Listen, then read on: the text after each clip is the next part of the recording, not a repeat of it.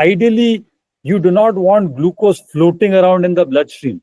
When it's floating around for a long time, you see your, for those of you familiar with your HbA1c, that parameter, okay, that parameter is sort of the effect of glucose floating around in your bloodstream. So if you go for a walk, your body required energy, it took the glucose out of the bloodstream and used it to power the muscles for the walk. Okay, that's choice number one. Choice number two is you can say, I don't want to do anything. I'm going to just sit around. Okay, I ate my meal. Now I want to just sit on my sofa.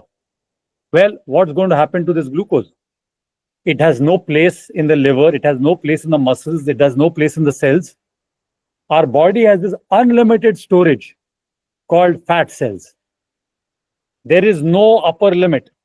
If there's extra glucose, what the liver does a very good job at is taking all this extra glucose and storing it in your fat cells. You've heard the term in your blood test result called triglycerides.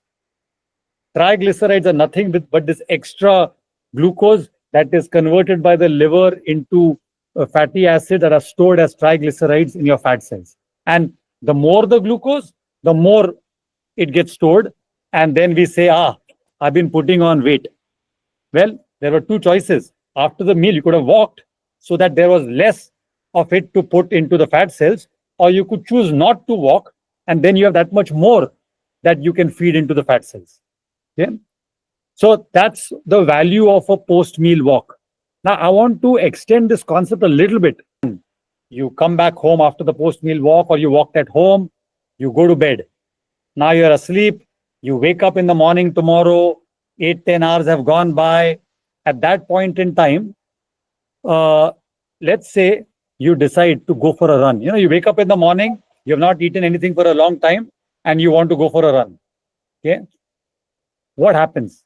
If you go for a run, there is no glucose in your bloodstream. So, and the glucose that was in your cells have been used up, right? During the night. You were breathing, you were, maybe walk to the bathroom. The cells that had all that glucose have finished using it up. Okay. So the cells don't have it. And now if you decide to go for a run, how are you going to get that energy for the run? And so if you decide to run in a fasted state, remember the liver had that storage. It had kept some glucose in the liver. That gets used to run, because when you're running, you require energy at a fast pace. Okay. And when you require energy at a fast pace, the glucose that was stored in your liver, it's stored as glycogen, but it doesn't matter what it's called. It is a quick shot that your body needs. Now, if you go for a short run, your liver has enough and it will power your run. But if you decide not to go for a run, but to go for a walk in the morning, okay, now walking is not as strenuous. So it does not require glucose. Instead, if you decide to go for a walk, what does the body do? It says, you know what? I have all this energy in my fat cells. I can use that to power the walk, because the fat gets converted to energy at a slower pace. It's not a quick source of energy. But when you're walking, you don't require a quick source of energy. And so if you want to lose weight, you walk post-meal so that you're not putting stuff into your fat cells.